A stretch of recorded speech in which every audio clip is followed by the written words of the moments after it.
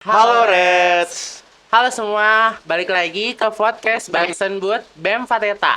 Kali ini, sebelumnya kalau kalian lihat dari video-video podcast sebelumnya nih, biasanya kan sama di hostnya itu sama Kak Gita, sama Kak Wira. Sekarang ada yang beda nih, dan suasana kita juga beda banget. Kali ini, host podcast kali ini yaitu gue, Askia dari Fateta 59, dan gue star kali ini ada dua orang cowok-cowok keren. Pasti dari Fateta juga, boleh dong kenalan. Oke, kalau gue Pratama dari Fateta 59. Oke, baik. Kenalin, nama gue Juna dari Fateta 59. Oke, thank you banget Pratama dan Juna udah mau jadi gue star podcast dan buat kali ini nih. Nah, kan kalau kalau yang gue rasain ya kurang lebih udah 1 tahunan lah ya kita kuliah di Bogor gitu. Pasti lo udah ngerasain yang namanya hiruk pikuk Bogor khususnya Dramaga nih. Dan for your information, gue star kali ini ada dua nih. Ada yang satu Akamsi alias anak kampung sini, yaitu Tama, Waduh. yang bisa dibilang udah hatam banget nih sama Bogor nih. Dan satu lagi sobat rantau nih, yang jauh-jauh dari mana kalau boleh tahu? Dari Cilacap. Gue dari Cilacap. Dari Cilacap, jauh-jauh banget ke Bogor cuman buat Jauh. kuliah gitu. Sekarang gue mau tanya nih, terutama dari yang rantau dulu kali ya, dari Juna. Boleh. Ekspektasi lo kuliah di Bogor tuh apa sih kalau boleh tahu? Oke, ini gue pegang aja ya, biar Iya. asik ya. Kalau gue sendiri sih, awalnya kan gue belum pernah kepikiran sama sekali ya, bakal kuliah di Bogor nih. Jadi gue, kampus impian gue tuh sebenarnya di daerah deket daerah gue aja, kayak Unsud gitu-gitu kan. Tapi gue mencoba untuk eksplor lah ke Wih. Jawa Barat, dan gue rasa gue berharap banyak di sini sih. Terutama karena gue suka musik, jadi gue pingin apa ya? Istilahnya pingin eksplorasi di sini di bidang musiknya juga Iya. gitu, selain di akademik gitu sih. Kurang lebih gitu. Karena gue ngerasa kota ini kota yang keren ya, kota yang gede juga. Tentu dong. Dibandingkan sama kota gue tuh, kota gue kecil banget. Ah. Kayak pesisir pantai gitu kan. Tapi oke lah. Oke.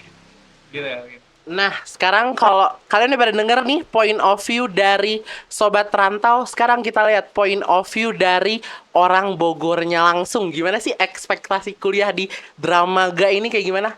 Boleh dong Tama ceritain. Oke, kalau dari gue ya jujur gue tuh awalnya nggak tahu IPB yang sarjana itu di Dramaga. Ah, Yang gue tahu tuh IPB di Bogor, di kota kan. Gue UTBK tuh di vokasi. Tuh gue, kacau keren coy. Deket kafe kan, Oh, yes. kota, gak macet gitu-gitulah, aman. Pertama kali gue ngambil Almed kan, kata gue kok jauh banget nih ke Dramaga ya. Udah panas, tiba-tiba sorenya hujan. Wah, gue udah gak tahu lagi dah sama Dramaga gimana. emang sih kalau boleh jujur sama sih, gue lebih ke malah kayak anak Bogornya langsung. Dramaga tuh sejauh itu gue kayak wow, Bener. gue pikir IPB Dramaga dari stasiun tiba naik angkot sekali nyampe, ternyata ya Allah jauhnya itu loh. Itu tuh bener-bener Dramaga tuh bener-bener kayak istilahnya hidden gem gitu.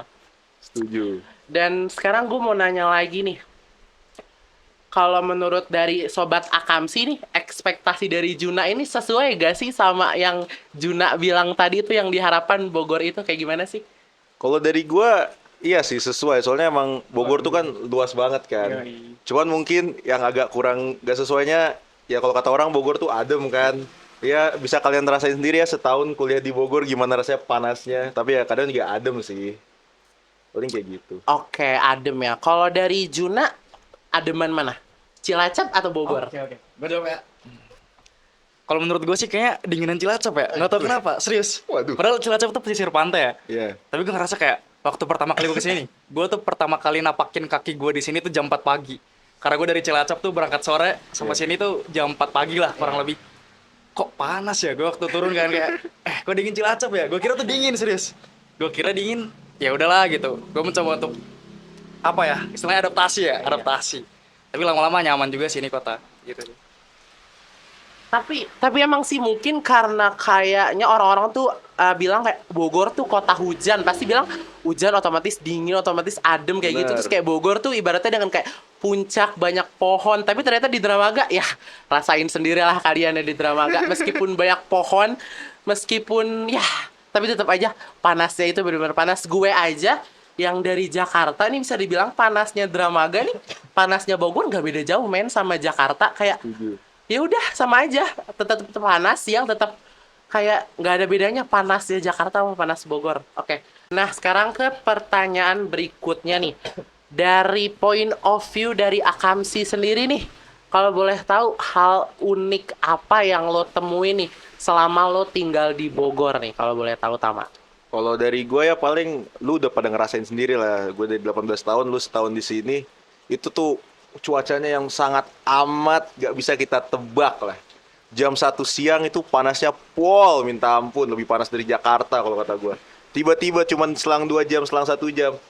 Langsung badai, hujan deras. Itu paling gak logis kalau kata gue sih. Bener sih, emang cuaca Bogor tuh nggak ada yang bisa ditentuin. Even Google cuaca di HP lo semua aja, Setuju gue. itu tuh kadang nggak tentu. Kadang ada yang bilang sore ini hujan, ternyata nggak hujan. Ada yang bilang sore ini panas, ternyata hujan gede banget. Emang bener-bener cuaca di Bogor ini nggak bisa diprediksi. Coba sekarang dari point of view sobat rantau, hal unik apa nih menurut lo nih yang ada di Bogor nih? Seru nih. Oke, kayaknya buat cuaca, gue ngerasa juga hal yang sama ya, sama anak-anak Bogor juga mungkin. Tapi ada satu hal lagi yang menurut gue ini pertama kali kesini itu agak aneh, yaitu masakan.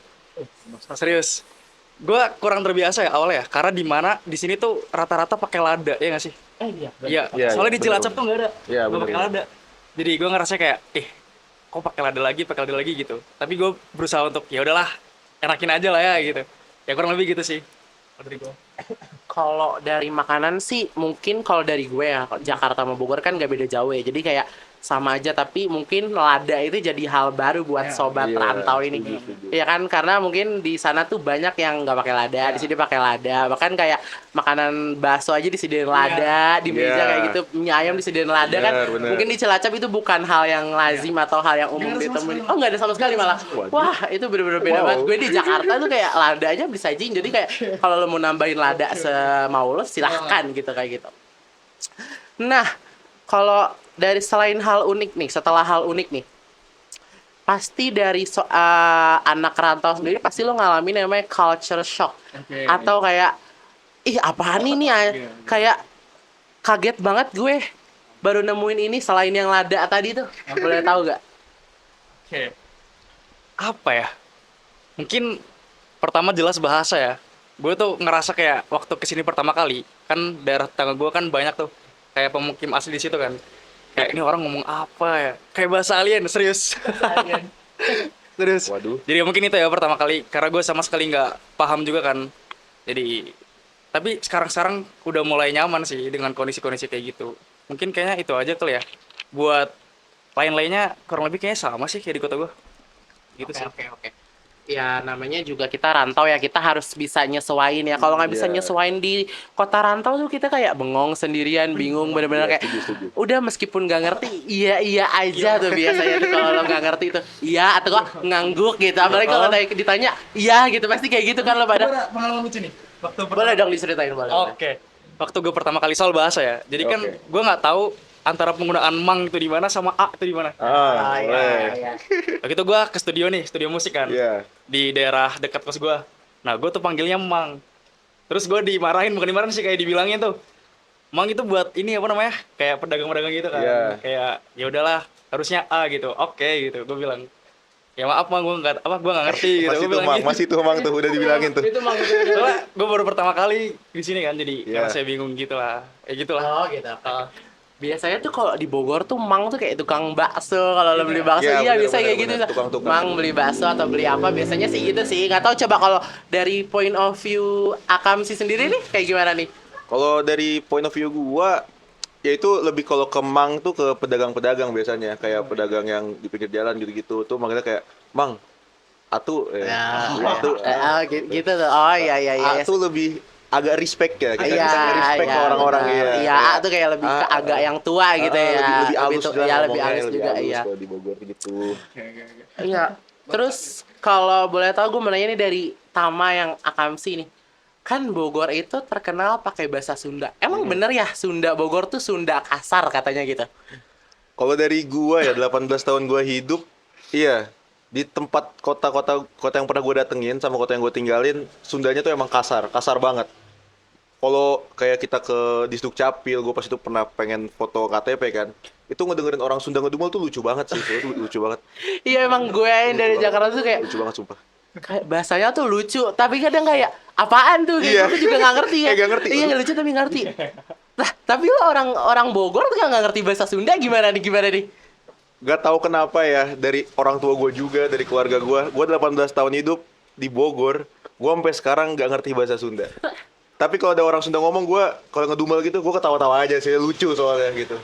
Lo kebalikannya nggak bisa bahasa Sunda. Gue 1 tahun di sini udah bisa bahasa Sunda. Kelas. Menurut gue tuh kayak bahasa Sunda gampang aja dihafalin karena gue denger teman-teman gue tuh mayoritas orang Sunda ya. Oke, Kayak- contoh nih. Contoh dong, iya, apa boleh. nih contoh kalimatnya apa nih? Misalnya nih udah makan enggeus dahar acan gitu. Terus apalagi ya? Kalau mau kemana? Arek kamana? Hayang milu orang ge gitu. Artinya mau Halus kemana? Gitu. Mau ikut gue gitu istilahnya kayak gitu. Gitu-gitu aja sih karena gue sering denger temen-temen gue jadi gue ikut-ikutannya terus kayak gue nanya ini artinya apa sih? Itu artinya apa sih? Gue juga kayak sering-sering gitu. Tapi kalau buat yang keseluruhan sih masih bingung ya, masih bingung yang mana kasar yang mana halus. Makanya tadi Iya. gue nanya dari Akam sih nih Sunda Bogor tuh Sunda kasar apa Sunda halus dan ternyata itu Sunda kasar. Kasar banget. Gue juga pernah kayak ngomong sama pedagang, Sundanya tuh Sunda kasar banget lah, kan gue nggak tahu ya itu Sunda kasar apa Sunda halus. Akhirnya gue ditegur kayak gitu kan, jadi akhirnya gue tahu yang mana Sunda kasar yang mana Sunda halus gitu. Nah kalau sekarang gue minta rekomendasi dong dari anak Akamsi nih, tempat-tempat mungkin di Bogor yang wajib banget lo kunjungin minimal seumur hidup lo sekali lah gitu. Apa ya, kalau tempat-tempat di Bogor kota ya kita nyebut ya. Iya boleh Kalau kota, Dramaga, boleh kabupaten, boleh Dramaga bebas. Dramaga gue sebut Bara kan udah sering lah. Iya. Sering teman-teman kita ke situ. Kalau kota sih dari gua Surya Kencana sih itu nomor satu. Cina banget sih itu. Weh, itu tempat temen gua ngedate, tempat kita nongkrong itu Surya Kencana tuh menurut gua tempat yang paling mirip sama Jalan Malioboro lah kalau di Bogor. Iya. Itu vibes-nya beda sendiri kalau udah masuk situ. Iya. Sama paling Kebun Raya. Iya sih. Itu sih. Iya, emang ikoniknya Bogor tuh Kebun Raya dan Surya Kencana Iya. sih. Secara Surya Kencana mau kuliner banyak, Benar. mau tempat-tempat bersejarah juga banyak. Benar. Apalagi kalau festival-festival di Bogor tuh banyak banget di Surya Kencana. Iya. Salah satunya kemarin tuh di Surya Kencana sempet rame banget kan, ada festival kebudayaan di Surya Kencana. benar-benar. Dan makanan-makanan khas Bogor tuh ya udah di Surya Kencana gitu loh. Lo bisa nemuin cungkring atau soto mie Bogor yang Benar. banyak banget di Surya Kencana, lo bisa tinggal milih gitu. Mungkin kalau dari Juna, ada nggak tempat-tempat yang lo pernah kunjungi nih Oke. dan lo mau rekomendasiin ke teman-teman, mungkin teman-teman Cilacap lo Oke, atau teman-teman oke. rantau lo yang nggak tahu ada tempat ini dan lo pernah kunjungin. Oke. Gimana Jun? Oke. Kalau dari gua apa ya? Gua waktu pertama kali ke Bogor ke ini sih, Kebun Raya juga. Kebun Raya? Iya, sama ke Surya Kencana juga. Ya paling gua baru ke situ sih selama ke Bogor. Baru Paling ke situ? ke serius gua baru ke situ.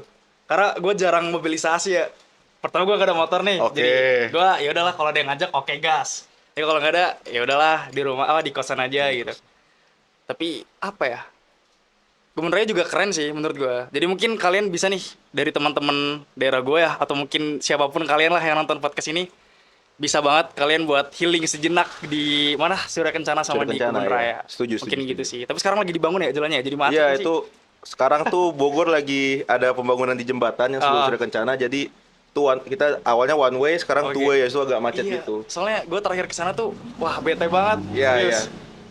Gue kira ada apa ya, terus dikasih tahu nih sama apa orang sekitar kan, lagi ada pembangunan jembatan ya katanya. Iya, pembangunan Ah, jembatan. Mungkin gitu sih kayak. Emang sih Bogor udah macet, ditambah ada pembangunan tuh yang di bener-bener tempat umum yang rame banget jadi tambah macet. Gue juga bingung waktu itu lewat situ. Perasaan waktu itu gue lewat sini satu arah tinggal muter. Kok tiba-tiba ada dua arah, ternyata Iya. ada pembangunan nih. Dan di Kebun Raya biasanya tuh kayak kalau lo mau piknik-piknik, Iya. healing, pengen hirup udara segar, kayak lo pengen lihat ijo-ijo, boleh ke Kebun Raya nih. Oke, lanjut. Gue pernah denger atau kalau nggak salah pernah baca deh ada orang-orang tuh pada kayak gini. Heran ya, orang Bogor aja liburannya nggak ke Bogor. Ini orang dari luar Bogor ngebet banget pengen liburan ke Bogor gitu. Apalagi kalau lagi foto-fotonya itu di stasiun Bogor macet atau jalanan puncak yang padat tiap weekend. Gue mau tanya nih tanggapan dari Akamsi sini gimana sih? Emang bener liburannya nggak ke Bogor orang Bogor? Ini fakta menarik juga ya. Emang bener orang Bogor tuh gak tahu karena mereka udah sering tinggal, makanya bosen lah ya buat sama Bogor. Tapi kita tuh justru kemana-mana nggak ke Bogor, kita nggak ke kota, kita ambil kota lain. Kalau nggak ke Jakarta, ke Bandung. Biasanya Bandung sih seringnya. Habis itu kenapa orang pada datang ke Bogor, gue juga heran. Menurut gue, kalau kayak Puncak, habis itu stasiun Bogor gitu-gitu, itu nggak tahu karena gue udah sering tinggal, gue udah lama di sini apa gimana, tapi biasa aja kalau kata gue. Tapi ya Puncak emang punya ceritanya sendiri sih. Apalagi kalau udah makin malam tuh Puncak, apa yang terjadi di Puncak, biarkan di Puncak. Itu kalau kata teman gue gitu Emang sih. bener banget tuh Puncak tuh. Padahal kalau dilihat Puncak cuma apa? Cuma lihat kebun teh, habis itu makan Indomie, minum kopi anget di warpat. Udah pulang tinggal sisa Bener. apa? Sisa macet sama masuk anginnya. Bener. Itu tuh kalau ke Puncak, gue juga bingung. Gue orang Jakarta tuh kayak ngeliat, ini orang-orang ke Puncak nyari apa sih? Nyari Indomie di rumah lo juga ada. Nyari Indomie di warkop sini juga ada. Nyari kopi panas juga. Lo tinggal Bener. ke warung, tinggal masak air di rumah, tuang kopi panas jadi. Malah lebih enak, bisa selonjoran, bisa sambil Setuju. nonton TV atau denger musik atau nonton film. Kan lebih enak ya daripada di Puncak.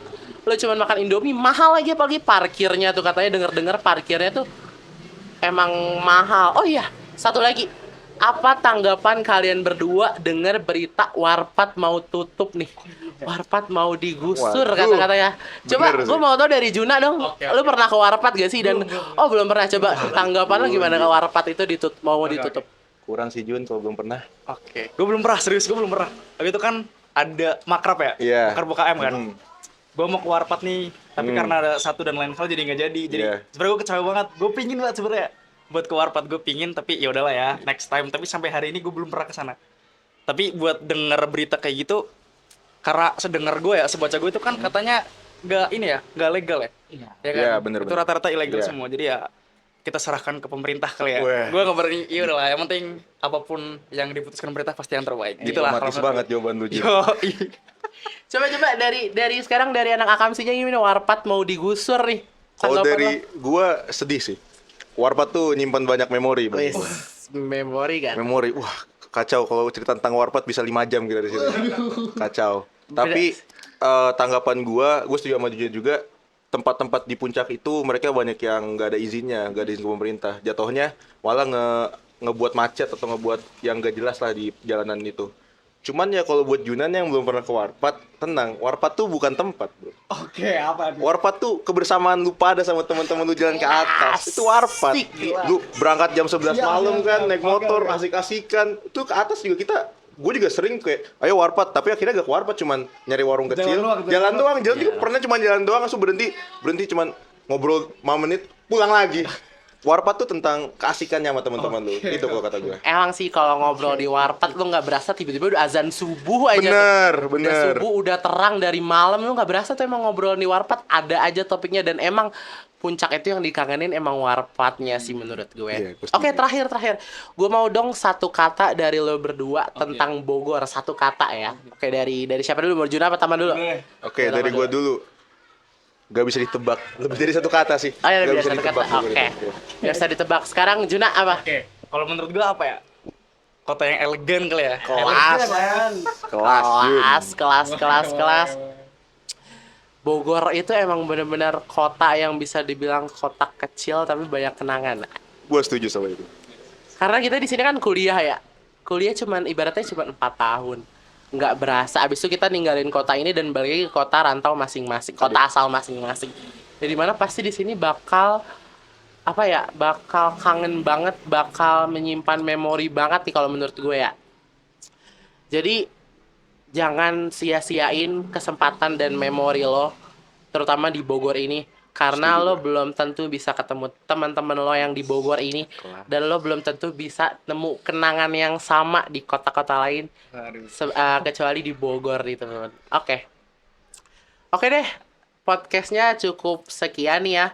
Mungkin kita tutup dengan jargon Fateta nih. Siapa yang memimpin jargonnya nih?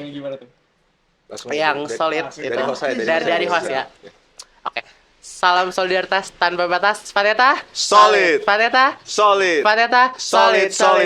Makasih semuanya. See you di Dadah. podcast Senbut berikutnya. Dadah.